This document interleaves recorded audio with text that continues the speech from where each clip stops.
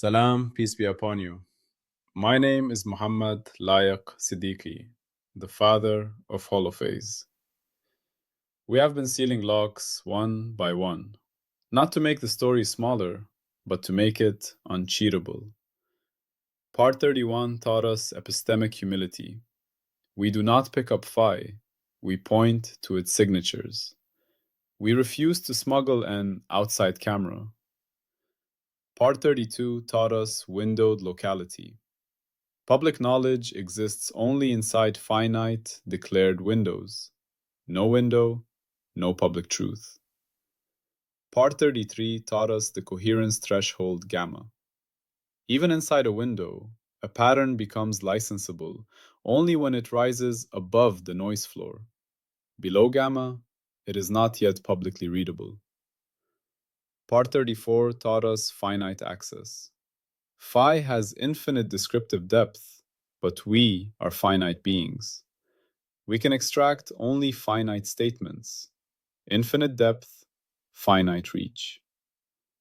And now part 35 arrives, like the hardest kind of mercy. The mercy that prevents us from lying to ourselves while sounding wise. Because the moment you accept windows, thresholds, and finitude, the practical question becomes unavoidable. How do finite beings, looking through finite windows at patterns just barely above gamma, produce public truth instead of private opinion? This is part 35. The estimation discipline requirement. Its core claim is blunt and beautiful. A claim becomes scientific only when accompanied by an uncertainty budget, noise model, replication protocol, and explicit scope. Or, in the one sentence you should carry like a stone in your pocket: no error bars, no science. Now let's make that feel real, not like a textbook, like a bridge you either build correctly or you fall. The bridge between two cliffs. Imagine you're standing at the edge of a canyon. On one side is your mind, full of thoughts, guesses, intuition, and excitement. On the other side is public truth, knowledge that strangers can check, repeat, and trust, even if they dislike you, even if they don't share your language, even if they are hunting for your mistakes. Between the cliffs is a deep chasm, filled with fog. That fog is not mystical. It has a name. It is uncertainty. It is noise. It is instrument drift. It is sampling bias.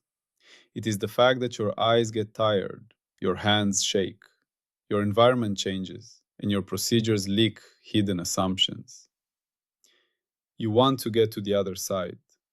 You want your I think to become we know. Some people try to jump the canyon. They shout, I can see the truth clearly. They leap with confidence and vanish into the fog. Others try to throw a rope bridge made of soft phrases. It feels right. It makes sense. I've seen it. Trust me. And that rope snaps the moment the first real skeptic steps on it. The only bridge that holds across this canyon is built from estimation discipline. And this bridge has 4 pillars. 4 pillars that must be present or the bridge collapses. Uncertainty budget. How wrong could you be and why? 2. Noise model. What could imitate your signal? 3. Replication protocol. How can a stranger reproduce your window? 4. Explicit scope. Where does your claim apply and where does it stop? These are not extra details. These are the bridge itself. Without them, you do not have a scientific claim. You have a shout. And the canyon does not respect shouting. The thermometer that lied. Let's drop this into your hands with something simple. You have a thermometer. You place it in a cup of water. It reads 25.3 degrees Celsius. You announce, the water is 25.3 degrees Celsius. It sounds scientific, yes? But part 35 says, not yet. Not until the 4 pillars appear. First pillar, uncertainty budget. Is your thermometer accurate to plus minus 0.1 degrees Celsius or plus minus 2 degrees Celsius? Was it calibrated? Against what? When? Does it drift with time? Does it read differently if the room is cold, if the battery is low, if the probe is slightly dirty? If you cannot answer, your 25.3 is not yet a measurement. It's a number. Second pillar, noise model. Was the water stirred?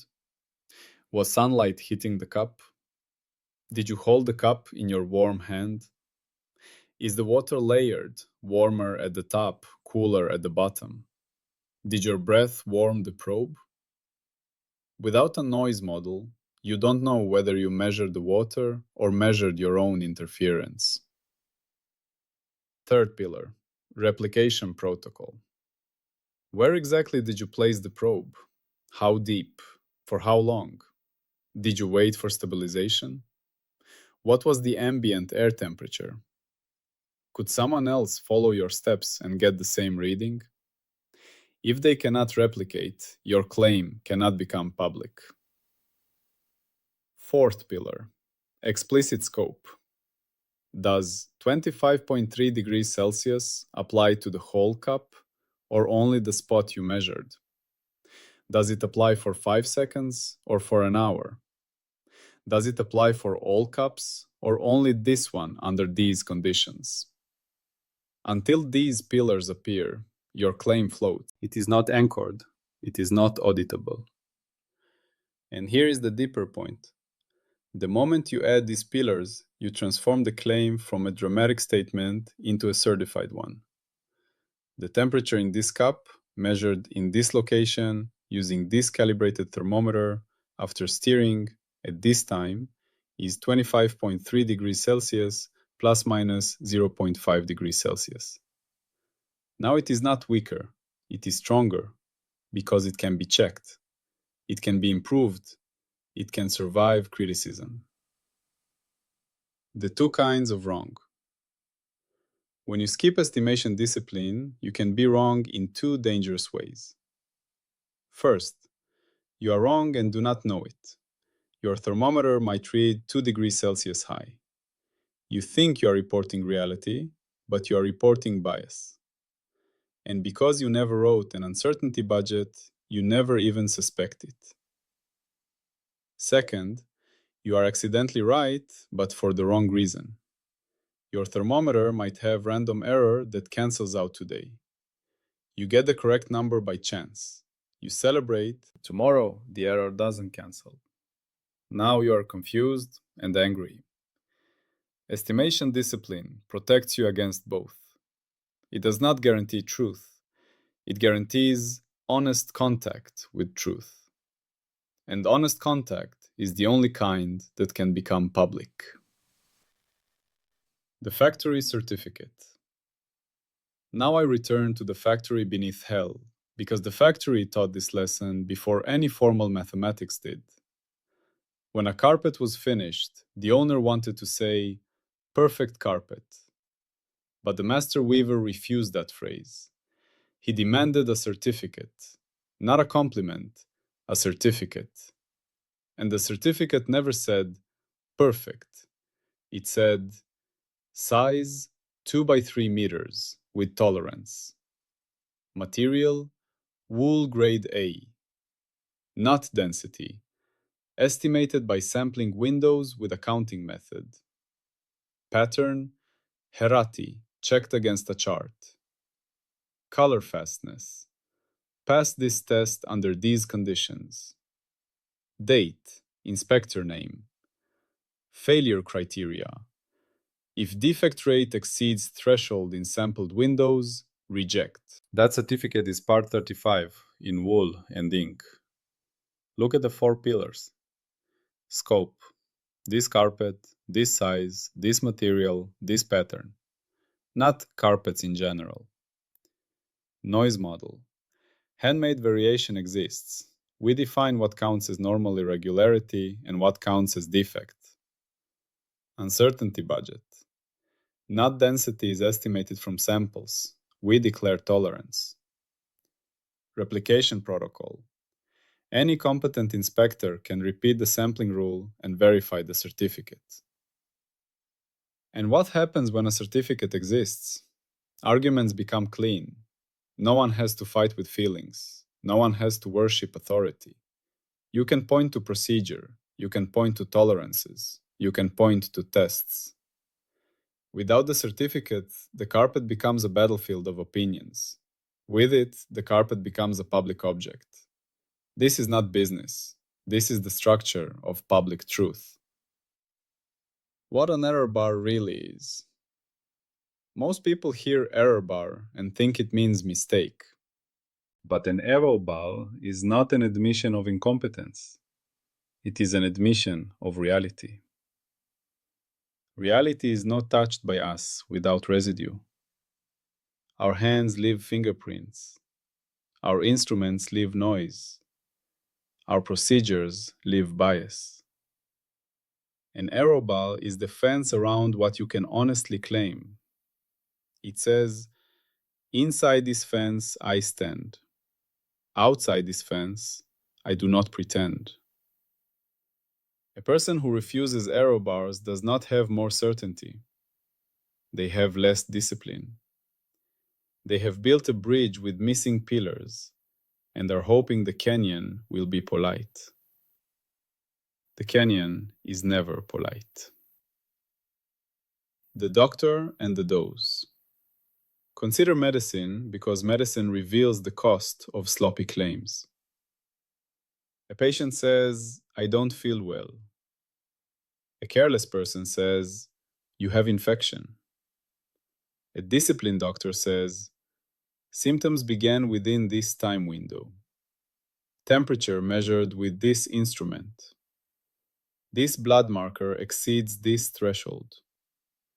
Diagnosis probability is this under these conditions. Statistic treatment effect size is this in this population. Statistic dosage is this amount. Statistic side effects are these probabilities.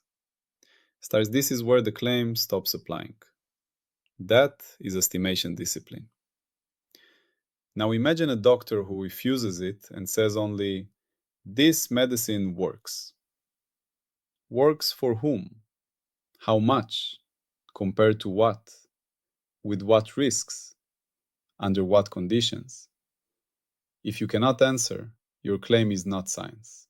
It is faith dressed as authority. Part 35 is the firewall that prevents science from borrowing the costume of certainty.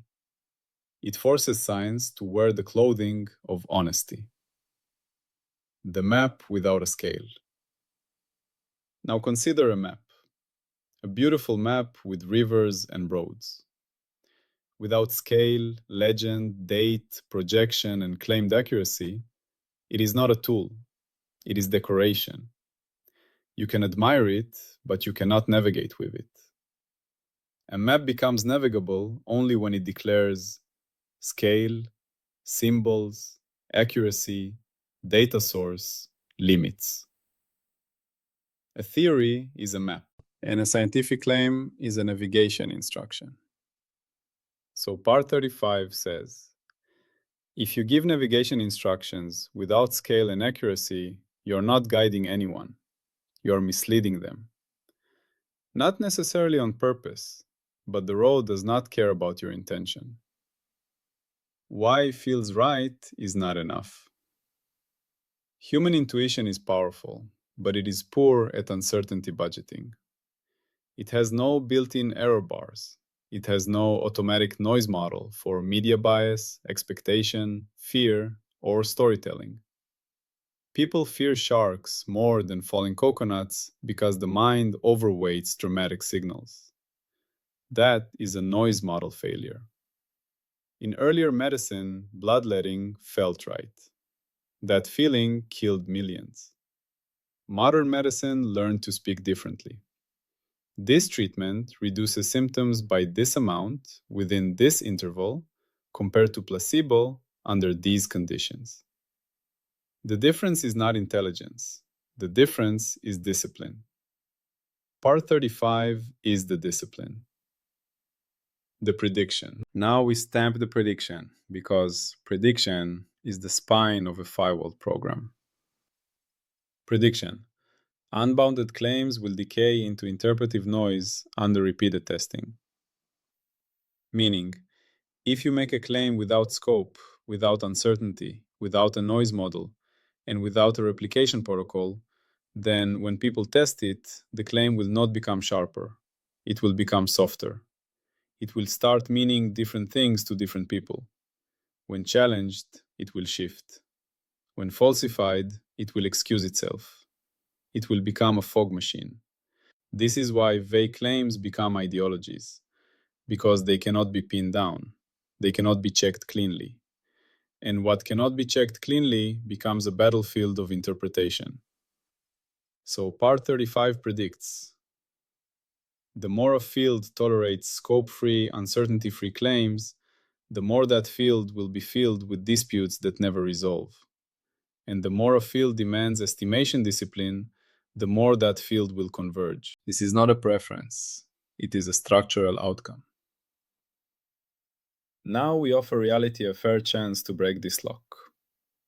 Show that scope-free, uncertainty-free claims outperform discipline claims in long-term reliability. Meaning, show, over time, that the most reliable public knowledge is produced by people who refuse error bars, refuse noise models, refuse replication protocols, and refuse scope. If that were true, then part 35 would be wrong. But notice what that would require. It would require that vagueness beats precision, that uncheckable claims outperform checkable ones, that claims with moving boundaries become more reliable than claims with declared boundaries. If someone can demonstrate that, they have not merely disproved a methodological rule, they have disproved the architecture of public truth. So the falsification is serious. And that is exactly what we want in the Holophase program. Serious falsifications, not rhetorical ones. The earthquake inspector. Let me make this visceral. A man builds a house. It looks strong. He says, "It is perfect." An inspector arrives and asks, "What wind load was it designed for? What earthquake magnitude? What safety margin? What material tolerances? What is the uncertainty of the concrete strength? Where is the rebar schedule?" The owner becomes offended, but the inspector is not insulting him. He is protecting the village. Because earthquakes do not care how confident you sound. They care about safety margins. A scientific claim is a house. If it has no uncertainty budget, it has no safety margin. It may stand on a calm day, but it will collapse under pressure. And cosmogenesis will face pressure. From critics, from replication, from time. So part 35 installs the inspector inside the program. It prevents us from building beautiful houses with hidden weakness. The 4 pillars, spoken simply. Now let me say the 4 pillars again, in the simplest way, so even a child can remember them. Uncertainty budget. How wrong could I be, and why? Noise model. What could fool me into thinking I saw a signal? Replication protocol. How can another person do the same thing and check me? Explicit scope. Where does my claim apply, and where does it stop? If you do not answer these, you may still have an idea. You may still have intuition.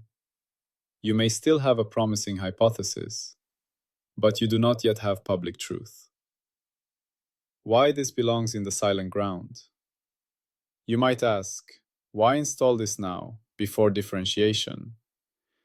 Because once we begin differentiation, Once we begin speaking of changes, derivatives, omega and kappa and nu, jets, defects, holonomy, the mathematics becomes seductive.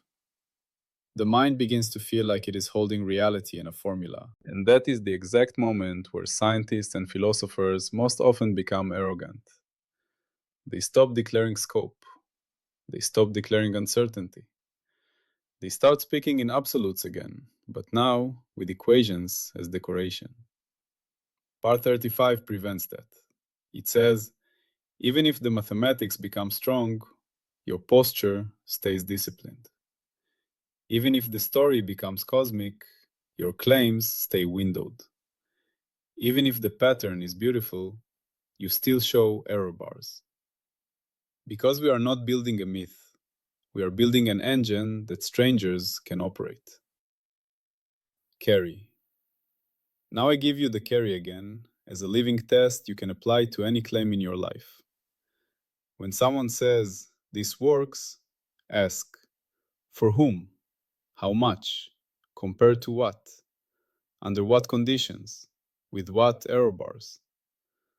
When someone says, this is true, ask, what is the window? What is the noise model?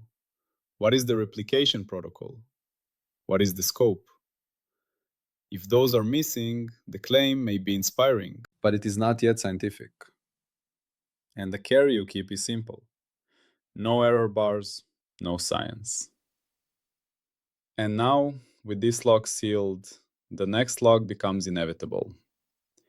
If claims must be disciplined, and if finite observers can only extract finite statements, then we must ask, what kind of phi content is even eligible to become public?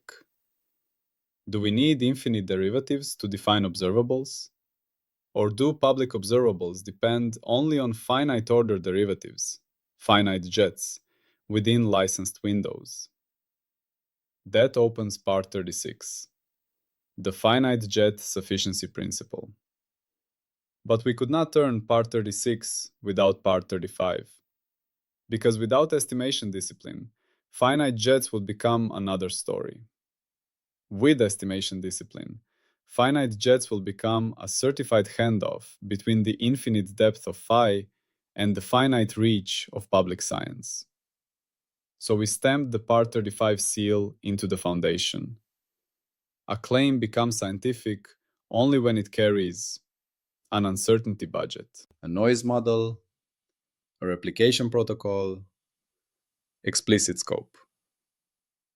And we keep the sentence that protects everything that comes next. No error bars, no science. Salam. Peace be you till next time.